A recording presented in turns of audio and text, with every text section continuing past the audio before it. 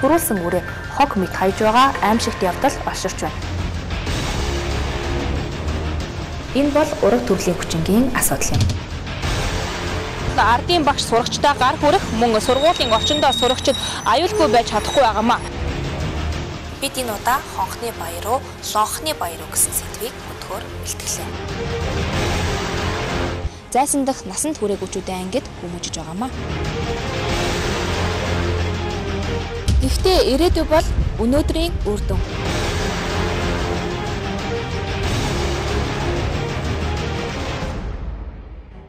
Сайн байцгаана үзэгчдээ, их орон Монголын үндэсний телевизээс бэлтгэгүүрэгдэг хүүхдийн эрхийн асуудлыг бодит шин дээр тулгуурлан хүргэдэг өнөөдөр баярын нэвтрүүлгийн ээлжид дугаар эхлэж байна.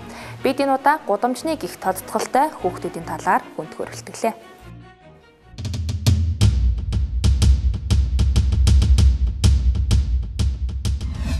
Нийслэлийн хүн амын 70% нь гэр хороололт, тэдний 40% нь нэн ядуу амьдарч байна. Архиталт гэр бүлийн хүчирхийллээс үүдэж, өсвөр насныхан гэрээсээ зугтан дайждаг гэсэн судалгаа байдаг.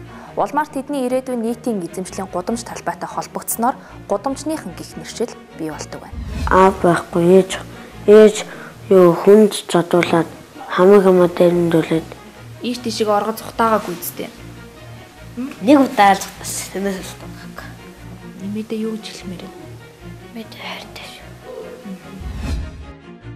Өрхийн нийгэм эдийн засгийн судалгаанаас үзэхэд Монгол улсын ядуурлын хамралт 2011 оны байдлаар 29.8% байгаа нь нийт өрхийн 30% нь нэн ядуу буюу ядуу өрх байгаа гэсэн үг юм. Ийм эрсдэлд өртөж болохоц нөхцөлд манай улсын нийт хүүхдийн бараг 3/1 нь амьдарч байгаамаа. 2009-аас 2012 онд гэмт хэргийн халдлагад 4342 хүүхэд өртөж, тэдгээрийн 434 буюу 10% нь нас барж, 2473 буюу 57% нь гэмтсэн бол зөвхөн 2010 онд гэмт хэргийн халдлагад 1066 хүүхэд өртөж хохирсны 86 буюу 8.1% нь нас барж, 568 буюу 53.3% нь гэмтсэн байгаа юм. Манай улсад 5-аас 17 насны нийт хүүхдийн 11.5% нь 68 мянган хүүхэд орлого олох хэлбэрээр эдийн засгийн үйл ажиллагаанд оролцож байна гэсэн аль бие усны тоо байдаг. Зөвхөн нийслэлд ихэд 70 гаруй хүүхэд хараа хяналтгүй гудамж талбай, асрамжаас асрамж дамжин тэнүүчлэн амьдарч байна. Эдгээр одоо хүүхдүүдэд энэ гадна хөдөлмөр эрхлэгч хүүхдүүд гэж яригадаад байгаа л да. Энэ одоо хогийн цэг дээр байгаа гэж яриад байгаа. Нийслэлийн хэмжээнд энэ тоол нийслэлийн хүүхд гэр бүл хөгжлийн газраас авсан тоо байдгийг судалгаа 2013 онд хамгийн сүүлд хийсэн судалгаагаар бол 14 онд хийсэн судалгаагаар нийт 10,000 орчим хөдөлмөр эрхэлдэг насан туршийн хүүхд байна нийслэлд. Одоо энэ улаанчлуудын хогийн цэг дээр хогтөх худалдааны төв захууд дээр гар дээрээс одоо ачаа зөөх тийм ээ гар дээрээс худалдаа эрхлэх гэх мэт энэ 60-аас 70 гээд тодтогоод байгаа хүүхдүүд маань болохоор дийлэнх нь гар дээрээс худалдаа эрхэлж одоо өөртөө юм сонирхолтой гар дээрээс худалдаа эрхэлдэг ийм хүүхдүүд байгаад идэг. Одоо цайны газар, ресторан, олон нийтийн газруудаар богч ихэр зарж явдаг. Олсон мөнгөөр одоо захин тоглоомын газар хоногддог ч гэдэг юм уу. Иймэрхүү тоо баримт дээр үндэслэлсэн байна. 2014 оны 12 сард бид бас илрүүлэлтээр яваал тийм ээ. Гудамжинд байгаа хүүхдүүдэд тоолоод бүртгүүлжүүлээд бас нэг нийгмийн халамж үйлчилгээ үзүүлээд ингээ ажиллахад бол 60 орчим хүүхэд бол илэрсэн. За эдгээр хүүхдүүдээс бас 20-ыг нь бид яг халамж асрамжийн төвд шилжүүлсэн. За мөн одоо 20 гарныг нь бол ар гэрт нь буцаасан. За үлдсэн бол одоо 20 орчим хүүхдүүдийн 17 хүүхдийг бол харамсалтай нь бас алдчихсан. Ягаад гэхээр нөгөөдөл маань одоо нөгөө зугтдаг, оргодог тийм л одоо байгаад байгаа. Нийслэлийн цагдаагийн газар нийслэлийн хүүхд гэр бүлийн хөгжлийн газартай хамтраад ер нь тодорхой хугацаанд ер нь байнга тодорхой арга хэмжээтэй нэгдсэн арга хэмжээний зохион байгуулагтай нийслэлийн бүх дөрвүүдийн хэмжээнд. Тэгээ нэг арга хэмжээ зохион байгуулагч 60-аас 7 хүүхэд ирээд байгаа тийм. Зарим тохиолдолд одоо 86 хүүхэд ирээд байгаа. Одоо наадам, гол, ус, үер, хичээлийн шинжил одоо саяхан гэхэд цагаан сар арга хэмжээгээр хараа анилх хүүхдүүдийг цуглуулж бүртгээд нийгэмшүүлэх зохих газар нь хүлээлх арга хэмжээг тогтмол авч байгаа. Ингээд яг авах явцад эдгээр хүүхдүүдийн 50% эцэг эхт нь 50% нь халамж асрамжийн төвөд хүлээлгэж өгдөг байгаа. Тэгээд энэ 50% нь одоо эцэг эхтний хүлээлгэж өгөөд энэ эцэг эхчүүд нь ирээд авдаг нөгөө хүүхдийн эрх ашиг одоо зөрчиж байгаа хүүхдийн эрх шиг хамгаалах эцэг эхийн өөрөх хариуцлагын талаар одоо зохих хууль тогтоомжийн дагуу нэлээд их тайлбарлаж өгөөд ингээд явуулдаг боловч хүүхдүүд өөрсдөө бас тэнийг сонирхолтой болсон. Эцэг их нь өөртөө бас хараа хяналтанд суул, амьдралын нөхцөл байдал нь хэцүү тий. Ийм байдал шалганаас дахиад тэнэгддэг. За манай хүүхдийн төв бол 4-өөс 17 насны одоо нийслэлийн хэмжээнд эцэгхийн хараа хяналтаас гарсан хагас олон бүтэн өнчин одоо эмзэг бүлгийн хүүхдүүдийг хүлээж авч 24 цагаар үйлчлэгээ үзүүлдэг юм байгууллага байгаа. Ерөнхийдөө сүүл үйлчлэгээ авахар ирж байгаа хүүхдүүдийн 70% нь бол гэр бүлтэй эцэг ихтэй. Бас гэр орондоо буцааж авъя гэсэн эцэг эхүүд ирдэг боловч хүүхдүүд бас гэр орныхоо орчин нөхцөл бас тасан зохицох боломжгүй байд юм шиг байна. Жишээлбэл энэ нь бас нийгмийн ядууралтай холбоотой байна л да. Захын гэр хорооллуудын бас тодорхой эрхэлсэн одоо ажилгүй хүмүүс мөн одоо хөдөө орон нутгаас шилжин ирж байгаа эцэг эхүүд нь тодорхой хэмжээгээр сургууль завсардсан байдаг хүүхдүүд маань. Тэгэхээр боловсролын нөхөн одоо боловсрол нөхөж авах шаардлагатай хүүхдүүд маш их байдаг учраас сургууль, соёл, хамт олон нийгэм шиг дасан зохицох гэдэг зүйлээс их хөндөрч гисэн. За үндсэндээ бол орон гэрээсээ ингээд дайжаад явж яана гэдэг бол тухайн хүүхдэд ямар нэгэн одоо сэтгцэн болон нийгмийн ямар нэгэн асуудал байна гэсэн үг байна.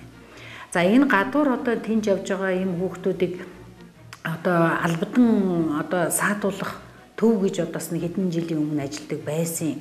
За энэ үед одоо бид нэр одоо тэдхийн хүсэлтээр очиж одоо тэр хүүхдүүдэд одоо сэтгцэн одоо оншилгоо үйлчилгээ бол явуулдаг байсан. За ингээд гэрээсээ одоо ингээд гудамжинд гарсан байж байгаа энэ хүүхдүүдийн сэтгцэн онцлог за одоо ердийн гэр орондоо байж байгаа ийм хүүхдүүдээс бол нэлээд одоо өвөрмөгц байдлаар илэрдэг. Ерөнхийдөө бол энэ гудамжинд буюу одоо эцэг хараа хяналтаас гарч байгаа хүүхдүүд бол шууд одоо гэр бүлийн үүдэлтэй тий одоо эцэг эхчүүдийн хариуцлагаас үүдэлтэй гудамжинд гарч байгаа. За гэр бүл саллалтын сөрөг үр дагавар бол энэ хүүхд хараа хяналтгүй болж байна. Хойд эцэг эхийн дарамт шахалт байна. Гэр бүлийн хүч хэрхийллүүд байна. Мөн одоо эцэг сүүлийн үед бол одоо эцэг эх нь бол байдаг. Эцэг эх нархны хамааралтай эсвэл ажил төрлөг ч юм эсвэл ажил төрөлтөй боломжийн амьдралтай цөөнөний хүүхдүүд хүртэл яаж юм хэр хүүхдтэй цаг гаргахаа болоод хүүхэд маань өглөө гарч яваад орой ирдэг, ээж авч өглөө гарч яваад орой ирдэг. Өдрийн цаг хичээл тараад ч юм уу бусад үед хинтээ нөхөрлөөд хаахур одоо юу хийгээд байна гэдэг нь тодорхойгүй болсон.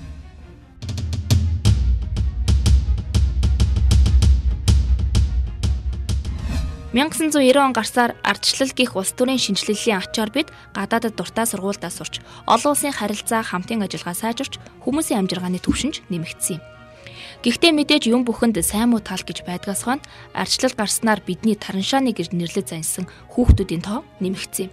Нэг хэсэг их дийлгүүр нэгдүгээр хорооллын саапоро хар хорин зэрэг газруудаар нэлээд түгээмэл байдаг өнөөх гудамжны гих тодтголтой жаалууд одоо эрс цөөрч байгааг та бүхэн надаар хэлэлдэггүй харж мэдэрч байгаа хаа. Нэг хэсэг ад үзээд муу бүхний хийдэг гэд байсан өнөөх гудамжны хүүхдүүд хайцсан бэ. Миний мэдхийн хаасайгүй гудамжаар хэсүүчилж, зам болохоор Монгол улсыг зорих гадаадын жуулчдыг ирэн хормой чаргууцалдаж хідэн төгрөг сарвахаас нааш холддоггүй байсан тэд одоо яагаад харагдгаа болсон бэ? Сүүлийн үед хараа хяналтгүй буюу одоо гудамжны тодтголтой гихт хүүхдүүд цөөрч байгаа нь бол үнэн юм аа. За яг үүн дээр чиглээд нэгдүгээрт гэх юм бол яг тухайн үед манай иргэд маш сайн мэднэ 95 оноос 2000 оны үед энэ хүүхдүүд бий болоо те. Тэгээд олноороо бас хэлсэг бүлгэрээ гадуур тэнээл ингээл эхэлсэн. Тэгэхээр энэ дээр нэг талаас хүүхдүүд маань одоо насанд хүрээд том болсон хүүхдүүд ч байгаа. Нэг талаас. За нөгөө талаас яг тэр тухайн 95-аас 2000 онуудад гарч ирж хүүхдүүд ийм хүүхдүүд гарч ирж байгаа үед нь Монгол улсад олон улсын байгууллагууд, төрийн бус байгууллагууд, халамж засварын төлөмжүүд халамж засварын төвүүд бол олноор байгуулагдчихсан. Тэгэхээр нэгдэж энэ байгуулагдчихсан халамж засварын төвүүд маань тухайн хүүхдүүдийг бас татаж авах тийм ээ. Асрах халамжлах үйлчилгээ үзүүлэх.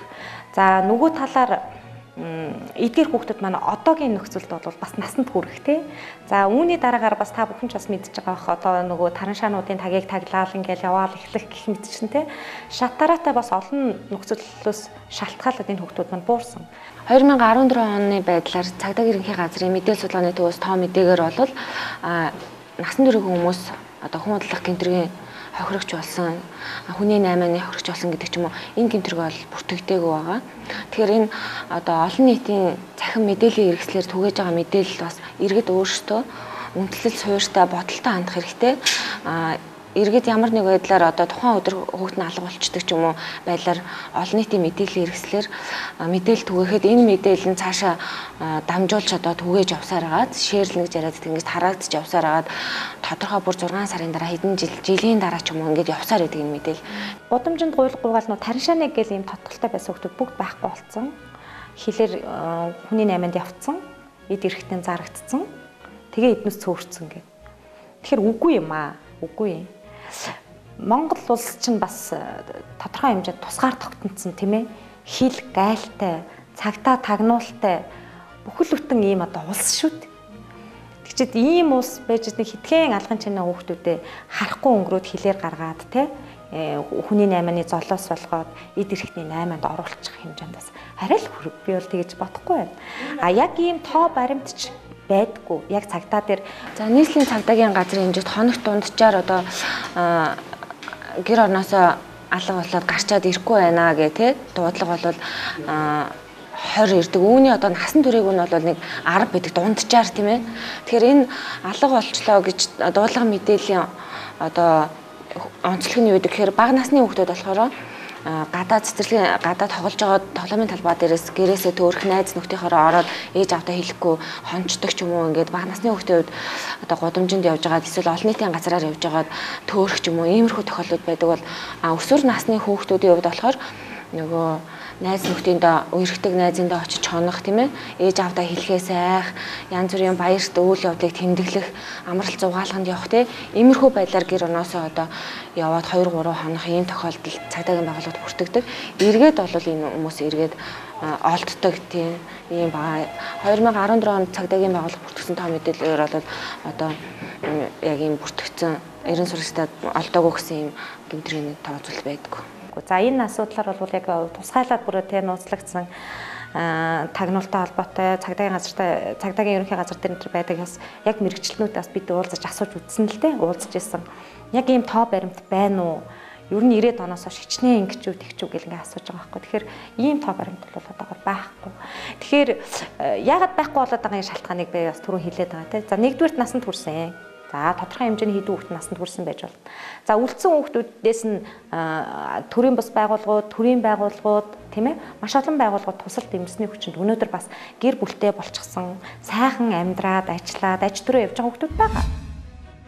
Албан ёсны мэдээгээр 1990 оны байдлаар 600 гаруй байсан орон гэргүй тэнмэл хүүхдийн тоо одоо 100 болтлоо буурсан байх бөгөөд Монгол улсад нийт орон гэргүй 1200 гаруй хүмүүсийн 600 орчим нь балчир жаалууд байна.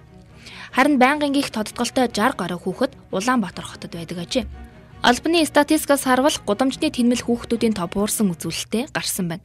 Хуучнаар нийслэлийн цагдаагийн газрын харьяа хүүхэд хамгаалах, хаяг тогтоох төвөөр дамжин гэртээ болон асрах төвд очисон хүүхдүүдийн тоог оноор нь авч үзвэл 2006 онд 1158, 2007 онд 30-аар буурч 1128, 2008 онд 87-оор буурч 1041, 2009 онд 881, 2010 онд 865, 2011 онд 889 хүүхэд, харин 2012 онд 690, 2013 оны 5 дугаар сарын байдлаар 260 хүүхэд болж тэдний тоо буурсан байна. Эдгээр хүүхдүүдийн 60 орчим хувь нь 9-өөс 14 насны, үлдсэн хувь нь 14-өөс 18 насны хүүхдүүд эзэлдэг байсан байна. Илүү тодорхойлбол 2006 онд гэрээсээ зугатсан 11 настай жаал одоо 18 нас хүрсэн гэсэн үг юм. Тиймээс тэднийг тэнмэл хүүхдийн жагсаалтнаас хассан гэж ойлгож болно. Хараа хяналтгүй хүүхдүүд ихээр бий болсон 1990 оноос хойш өдийг хүртэл нийт 25 мянган хүүхэд жилд дунджаар 2000-аас 2500 хүүхэд энэ төвөөр дамждаг байсан байна. Дээр дурдсанчлан хуучнаар нийслэлийн цагдаагийн газрын харьяа хүүхэд хамгаалал хаяг тогтоох төв татан буугдаад жил гарan болж байгаа юм а. Угтаа бол тус төвд ирсэн хүүхдүүдийн 95%-ыг эцэг эхт нь хүлээлгэн өгч гэр бүл нь тодорхойгүй 5%-ыг нь холбогдох байгууллагад шилжүүлдэг байсан. Харин өнөөдрийн байдлаар байдал хурцтаад байгаа юм. Тус төвийг татан буулгаснаар хараа хяналтгүй хүүхдүүдийг төр байлгах газаргүй болж хүндрэл үүсэж байгаа юм а. За 2013 оны 2 дугаар сарын 11-ний өдрийн хууль зүйн сайдын 11 тушаалаар одоо өмнө нь байсан хүүхэд хамгаалах хаяг тогтоох нийслэлийн цагдаагийн газрын харьяа байсан төвийн үйл ажиллагааны бүтцийг өөрчлөөд одоо гэр бүлийн хохирогчдыг төр хамгаалах байр болгож ингээ өөрчилсөн байдгийг. За үүнтэй холбоотойгоор ямар асуудал үүссэн бэ гэхээр нөгөө хараа хяналтгүй явж байсан хүүхдүүдийг маань төр байршуулах газаргүй болсон. нийслэлийн хэмжээнд. Өмнө нь бол одоо хаяг тогтоох төвд тодорхой хугацаанд байрлаад тухайн хүүхдийг одоо гэр бүлд нь буцаах боломжтой тохиолдолд буцаагаад бүр боломжгүйг нь бол асрамж халамжийн төв рүү шилжүүлдэг байсан. Одоо бол ерөөсөө гудамжнаас тухайн хүүхд баригдлаа 8 цагийн дотроо багтаагаад ирнэ гэхэлэр хүүхдийг гэр бүлд нь буцаахч боломж байхгүй, ар гэрийн нөхцөл байдлыг судлах, нөхцөл байдлыг үнэлгээ хийх боломж байхгүйгээр шууд хүрээд ирдэг. Тэгэхээр энэ гудамжны одоо хараа хяналтгүй амьдралтай хүүхдүүд бол зан төрхийн хувьд одоо сэтгэл зүйн хувьд ч юм уу хүмүүжлийн хувьд бол маш их тоглолттой болсон байдаг учраас энд одоо яг 24 цагаар байршаад нэг жилээс одоо 13-4 жил хүртэл урт хугацаанд ингээ байршаад үйлчлэгээ авсан, үндсэн одоо төлөвшсөн, хүмүүжсэн одоо сурлах хичээл сургуультаа явдаг ийм хүүхдүүдэд бол сөрөг нөлөөлөл маш их үзүүлж байна. Одоо одоогийн байдлаар бид иймэрхүү тулгарч байгаа хүндрэлийг бол халамж асрамжийн төвөдтэйгээ шууд одоо харилцаа холбоо тогтоогоод яаралтай одоо төр хугацаагаар энэ хүүхдийг яаралтай нь 2 хоног байрлуулаач, 3 хоног байрлуулаач гэж ингээ гуйгаал ингээ аваачаад байршуулад тэр хооронд нь нөхцөл байдлыг үнэлгээ хийх ингэхтэй бүх нийгмийн ажил үйлчлэгнүүд бол хийгдээ явж байгаа. Гэхдээ нийслэлийн хэмжээнд яг энэ хувьчнаар одоо хаяг тогтоох төв гэдэг шиг хүүхдийг шуурхай хамгаалах юм төв бол нэн тэргуунд одоо шаардлагатай байгаа. Төрүүлсэн үрээ хог мэд хайж байгаа аимшигт явдал олширч байна. Энэ бол ураг төрлийн хүчингийн асуудал юм. Ардын багш сурагчдаа гар хүрэх мөн сургуулийн орчиндөө сурагчид аюулгүй байж чадахгүй байгаамаа. Бид энэ удаа хонхны баяр руу, лонхны баяр руу гэсэн сэдвийг өдгөөр бэлтгэлээ. Зайсан дах насанд хүрээгүүчүүдээ ангид хүмүүжиж байгаамаа. Хамгийн наад захын хэрэгцээний зүйлээр эцэг их хангах үүрэгтэй төлөвлөгөөгүй, хариуцлагагүй ийм гэрлэлтийн үр дүнд хүүхдээ нөгөө хайхрах, хүүхдийнхээ өмнө хариуцлага хүлээх юм алдагдаад байх шиг. Тэгээ ихэвчлэн 11-ээс 17 хүртэлх насны хүүхдүүд маш их гудмаар тэнүүжилж байгаа тоо байна. Гэрээсээ дайжин зүхтах гэдэг маань үндсэндээ бол манай сэтгцийн нэг эмгэгийн нэг оншинд орж явдаг. Цавхаар одоо өсрөх оргогч байдаг юм аа, ийм үйлдэлж хүртэл гарч байна. Ажилгүйдэл, архиталт, ядуурл гэдэг 3 хүчин зүйл бол хамгийн том нөлөөлдөг.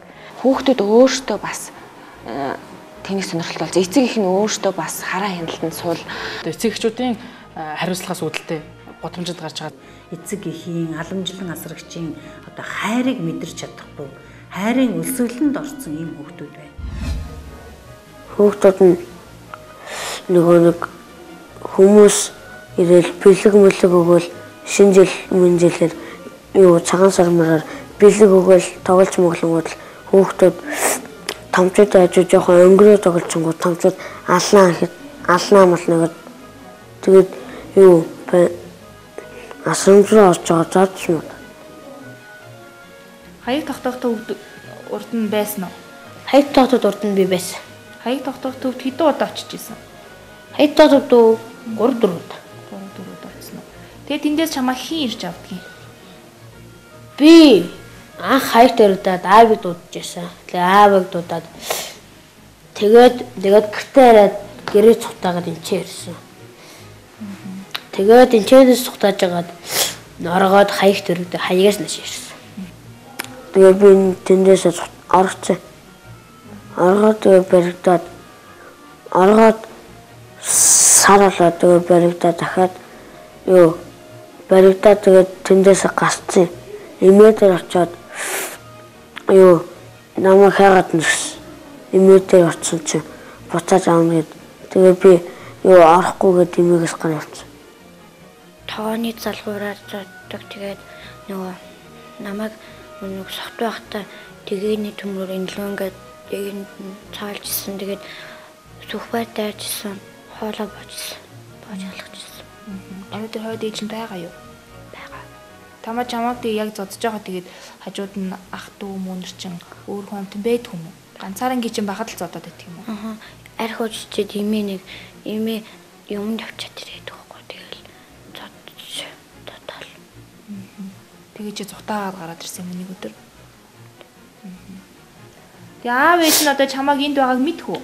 Мэднэ. Аав ээж нь эргэж ирж гин үү? Эргэж ирэх чад нь би зутаацсан байсан билий. Намайг уг нь битүүнээр намайг ирж авах юм мартаа тэгээ зутаацсан. Тэгсэн чи аав ээж намайг авахаа ирээ тэгээ явцсан билий. Тэгээ би төрсөдөр явна л та. 1996 онд нийслэлийн цагдаагийн газрын бүтцэд хүүхэд хамгаалах хаяг тогтоох төв гэж байгуулсан. Тус төв өнгөрсөн оны 2 дугаар сар хүртэл ажиллаж байсан. Энэ хугацаанд нийтдээ энэ төвд давхарцсан тоогоор 25,000 гаруй хүүхэд байрсан байдаг байна. Түүнчлэн 11,000 орчим хүүхдийг судалгаанд хамруулж санд бүртгэж ажилласан байна. Ингээд 2014 оны 2 дугаар сараас нийслэлийн цагдаагийн газрын бүтцэд өөрчлөлт орсонтой холбогдуулаад хүүхэд хамгаалах хаяг тогтоох төвийн үйл ажиллагааны чиглэлийг өөрчлөөд гэр бүлийн хүчирхийллийн хохирогчийг төр хамгаалах байр болгож өөрчилсөн байна. Энэ өөрчлөлтөд холбогдсон хараа хяналтгүй хүүхдүүдийг хаана байршуулах, нийгмийн асуудлыг нь хэрхэн шийдэх зэрэг асуудал үндсэндээ тулгамдсан асуудал болоод байгаа юм. Өнгөрсөн 2014 оны 7 дугаар сард цагдаагийн албаны тухай хууль шинжлэгдэн батлагдсан байна. Энэ хуульд цагдаагийн байгууллага хараа хяналтгүй хүүхдийн асуудлыг шийдэхэд туслалцаа үзүүлнэ гэсэн заалт оруулж өгчээ. Тиймээс хараа хяналтгүй хүүхдүүдийн нийгмийн асуудлыг цагдаа хариуцдаг байхаа болсон гэсэн үг юм. Харин хүүхдийн гэмт хэрэгээс урьдчилан сэргийлэх талаас нь голлон ажиллах чиглэлтэй болсон байна. Судалгаа хийж үзэхэд нэг хүүхэд гэхэд л тус төвд ойролцоогоор 100 удаа хүргэгдэн ирж байсан байна. Сүүлдээ хаяг тогтоохын хүүхдүүд гэж нэрлэгдэхтэй хүрж байсан гэдэг. Мөн хаяг тогтоох төвд ирдэг байсан хүүхдүүдийг эмчийн үзлэгт оруулахад ирж байгаа 12-оос 16 насны хүүхдүүд эрүүл мэндийн үзлэгээр муу гардаг. Бэлгийн замын өвчнөр бүгдээрээ өвчлсөн байдаг бөгөөд зарим нь 2-оос 3 өвчин хавсарсан маш хүнд хэлбэртэй байдаг байсан байна. Түүнчлэн 6-аас 8 насны хүүхдүүдийн 80 гаруй хувь нь бэлгийн хүчирхийлэлд өртсөн байхаар зогсохгүй байнгын дарамтанд байдгаас бие хаана битүү хөхөрч няцарсан байх нь энүүхэнд байдаг байжээ. Ингээд нэг газраа байгуулах гээд нөгөө газраа тэр дундаа хүүхдийн тодтголтой байгууллага татан буулгадаг улс орон манахаас өөр байхгүй байх. Угтаа бол хаяг тогтоох төв байхад тэнмэл хүүхдүүдийг авчирч хооллож ундлаж эмчийн үзлэг шинжилгээнд оруулаад мөн нийгэмшиг сургалтанд хамруулсны дараа гэр бүл болон улсын асрамжийн төвд хүлээл өгдөг байсан юм. Харин өнөөдрийн байдлаар тэднийг байрлуулах төв байхгүй болсон тул гудамжнаас олоод шууд асрамжийн төвд аваачхаас өөр аргагүй хүрээд байна. Энэ байдал нь асрамжийн төвд амьдарч байгаа хүүхдүүдэд сөрөг нөлөө үзүүлж хүндрэл болоод байгааг асрамжийн төвийнхэн хэлж байгаа юм. Тиймээс хүүхдийн байгууллагын дэрэгдэх хүүхдийг төр байрлуулах газар байгуулах зайлшгүй шаардлагатай байгаамаа. За тэгээд бид нар мэдээж ингээд манад одоо ирсэн үндсэн одоо үйлчлэх авч байгаа хүүхдүүдийг шинээрсэн хүүхдүүдийг ч гэсэн ингээд хүлээж аваад үйлчлэх үзүүлэхээр энэ хүүхдүүд маань ерөөсө годомжны дээр нөгөө хараа хяналтгүй амьдралаа одоо санагалзаад ерөөсө тэнд л одоо байвал эрхчлөөтэй юм шиг санагдаж одоо гарах ямар нэгэн л одоо энд ерөөсө байгаад сургалтанд суугаад сургуульд хамрагдъя одоо ямар нэгэн байдлаар өөрийгөө өөрчлөхөөс илүүтэй энд байгаад байгаа нь илүү баригдмал одоо чөлөөтэй биш өөрийнхөө биш байна гэж үзэж л одоо гадны амьдрал руугаа илүү явж ийн л та. Тэгэхээр энэ хүндрэлүүд гараад ирэхээр бас яаж яана гэхээр хараа хяналтгүй хүүхдийг олоод илрүүлэхээр цагдаа маань ингээд хаяг усын тодорхойлоод нэр усын тодорхойлж олцоод тэгээд нөө дүүргийн төвүүд дөрөв маань уцтдаг. За гэтэл төвөргийн төвүүд маань яадаг гэхээр нөгөө төрийн албан агчид 8-аас 5 цаг хүртэл ажилладаг. Гэтэл орой хитэн цагт дуудлага ирж магадгүй байхгүй тийм ээ. Шөнийн 1 цагт 2 цагт ч магадгүй ирж магадгүй. Тэр үед нь цагдаа тодорхойлчоо тэгээд энэ хүүхдээ ирж аваа гэдэг асуудлыг хүүхдийн байгууллагын ажилтнууд тавьдаг болсон тийм. А эсвэл ажлын байран дээр нь хүүхдийг авчиад орхисон байхад нөгөө хүүхдийнхээ талаарх мэдээллийг гэр бүлийнхэн талаарх мэдээллийг судлах, илрүүлэх, тэ нөхцөл байдал үнэлгээ хийх гэдэг ингээд ажлын цаг дуустдаг. Нөгөө хүүхдийг гэртээ аваад тарих уу, ажлынхаа байран дээр хонуулах уу гэх тэ гих мэтчлэн ийм асуудлууд тулгарсаар байгаа. За мөн дээрэс нь хүүхдүүдийг одоо нөгөө энэ хүүхдүүд гадуур байсан хүүхдүүд маань ихэнх нь одоо хулгаан гэмт хэрэгт холбогдсон тий одоо гадуур ингээд гар утас ч юм одоо хүн үнтэй зүйл сулгаалаад олон удаагийн тавталтай болцсон PC тоглоомд одсон хүүхдүүд маань энд төлөвшөж байгаа эсвэл дөнгөж өрөө төлөвшөх гэж байгаа хүүхдүүдийг одоо уруу татах буюу тий одоо сөргөөр нэмлэх үзэгдүүд бол маш их байна. Энэ нас хүндрэлтэй байна. –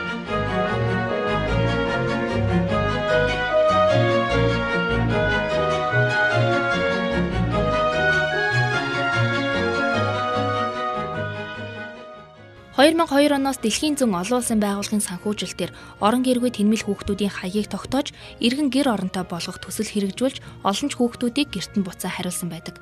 Гэвч тэдгээр хүүхдүүд хэд хонолгүй гэрээсээ дайжиж, асрамжийн газраасаа оргон зугтдаг байна. Гараа хяналтгүй хүүхдүүд хүмүүсийн хоолны үлдэгдлийг идэж, заримдаа лааз, ундааны сав цуглуулж, хайрцаг урдаа 50 гудамжинд дуулж, мөнгө олон, шинэ хоолоор гизээд өрөөдөгч, энэ нь өдрийн од шиг цөөхөн. Учир нь цуглуулж олсон мөнгөний ихэнхийг нь эдгээр хүүхдүүдийн атман гих хүнд хураалгадаг байна. Мөн олсон мөнгөөрөө PC тоглоомын газар хоног төрүүлдэгэж мөн хэлж байсан юм а. Тэгээ 3-4 жил юу хийх вэ? Гудамжинд хаана амьдрах вэ? Өдөрт юу хийх вэ? Яаж мөнгө олж, яаж өөрийгөө тэжээх вэ? Би гудамжинд хата манай би өөрөө хулгайлалыг хийдгүү. Над чийлсэн дуунуудын тэрээгээ дуул мөнгө олно. Тэгээ хоол унд тэр алсамгөр хоол ундаж бидэн тэгээд өөрийгөө чаддаг чинь нэгээр хувцлана. Гадуур имэдэг амьдрахгүй яа гадуур тийм байсан бэ? Үгүй имээ ажилласаа гарах гээд. Тэгээ нэг имээ юу орой иргээд ийсэн чи имээ байх гэжтэй би явж. Ирсэн олны ирээ жижүүрээсээ нүгэ явсан юм байна. Үгүй. Ирээгүй мэдгүй. Том хүүхдүүд дээрлэхэд зодож ийн байгаагүй нүү. Урд насрамжаан газараас эмэгтэй том их нар нь зодоод байсан юм ба шүү дээ. Тэгээ багш нартай хэлжээс тухай үү? Тухай үү хэлэх юм бол аль шүү гэдэг байсан. Тэгээ айгаа хэлж байгаагүй юу? Аав ээж өрнөдөө чамайг ирж ах уу? Аав ээжтэйгээ цуг байж болтгүй юм уу гэртээ? Аав ээжтэй цуг байж болно. Гэтэ аав ээж намайг ичээ. Эрдэнэ утаа болоод ажил төрлийгээд гэртээ. Хаана дээ аав ээж нь? Манай аав ээж хожуурлан та. Баянзүрт өгдөг. Тэгээ ингээл гэрээсээ эмээгээсээ ингээ аваад ээж аавтайгаа цуг амьдрахгүй. Гудамжинд ингээ амьдраад ахараад хэцүү биш үү? Гоё юм байх уу? Гоё байхгүй. Хүүхдүүд задуулна. Том хүүхдүүдтэй мөнгө олж байгаа нь задуулна. Мөнгө олчихгүй. Ингээ хүүхдүүд задуулчаа цагдаа ч юм уу очоо би ингээ задуулчлаа гэж хэлэхээр хэлж үзчихсэн үү? Аав ээжтэй ч юм уу? Цагдаа хэлэхээр бидний тоодгүй насны өрөө. Тэгээ сая эмнэлэгт имжлүүлээд одоо чиний бие чинь ямар байна? Урд нь ямар зай өөртөө байдаг гэсэн имжлүүлэхээс өмнө? Урд нь амар ядтардаг. Тэгээд гидуурлаад бүр ам гатдаг байсан. Тэгэл одоо зүгээр болцсон уу? Чи юу н гудамжинд амьдарч байсан уу? Айлт нэг айлт ээжээс сухтагаад ээж аав хоёр бас нийлж ярих удаг. Тэгээд тэр хоёроос сухтагаад тэгэл айл нэг нэмийгээс хондог гэсэн. Хорвоогийн бор шор хоногуудыг өглөө оройгүй гуйлга гуйж, идэр 9-ийн хүүтэнд өвдөг дээрээс хөрч суугаад, өмнөө хайрцаг тайван дуудуулж, гуйлга гуйж, хүнд задуулж, хүмүүст чичлүүлж, нийгмээс гадуурхагдаж яваад тэдгээр хүүхдүүд бол хүссэн хүсээгүй монголчууд бидний маргааш ирээдүйн. Ирээдүйрүүгээ гар буугаар буудвал эргүүлээ чам руу их буугаар буудна гэх хатууг байдаг. Тэгвэл энэ үг өнөөдөр монголчуудад тулгараад байгаа юм. Гудамжны тэнмэл эцэг ихгүй үнчин ядуу тараншааны гэд олон нэршилтэй энэ хүүхдүүдэд өрөөдөл бий. Тэд хаяад явсан хайхардаггүй тэр ээж аавуудтай хайртай уучлаарай гэдэг үгийг хэлээд ааваа ээжээ би сайн хүн болно гэж манаа нэвтрүүлгээр дамжуулан хэлсэн юм. Тэдний нүүрэн халтар хувцс нь урахай байж болно. Гэхдээ тэдний сэтгэл нь ийм л гэгээхэн цагаахан байдаг юм.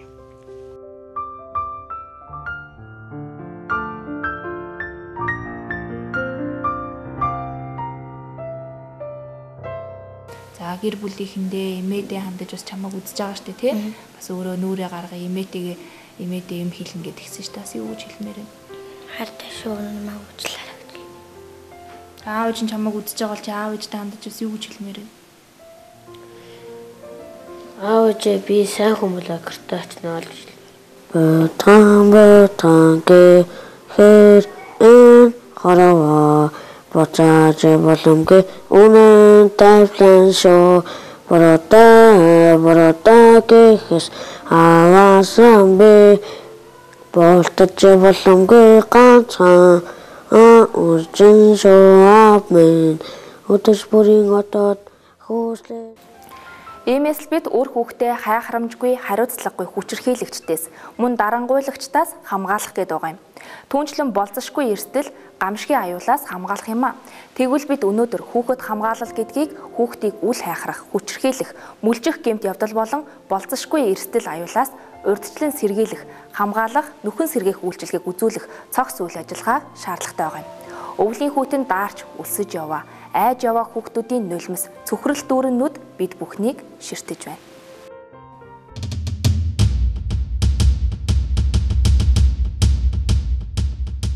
Ингээд үзэгчдээ эх орон Монголын үндэсний телевизээс бэлтгэн өргөдөг, хүүхдийн эргэн тойронд асуудлыг бодит жишээн дээр тулгуурлан хүргэдэг өнөөдөр Баяр Идүү нэвтрүүлэг энэ удаа гудамжны хүүхдүүдийн асуудлын талаар хүндэн бэлтгэлээ. Ингээд дараагийн нэгэн сэдвээр иргэн уулзъя. Баяртай үзэгчдээ. Төрүүлсэн үрээ хог мэт хайж байгаа аимшигт явдал олширч байна. Энэ бол ураг төрлийн хүчингийн асуудал юм. Ардын багш сурагчдаа гар хүрэх мөн сургуулийн орчиндөө сурагчид аюулгүй байж чадахгүй байгаамаа. Бид энэ удаа хонхны баяр руу, лонхны баяр руу гэсэн сэдвийг өдгөөр бэлтгэлээ. Зайсан дах насанд хүрээгүй ангид хүмүүжиж байгаамаа. Гэхдээ ирээдүй бол өнөөдрийн үр дүн.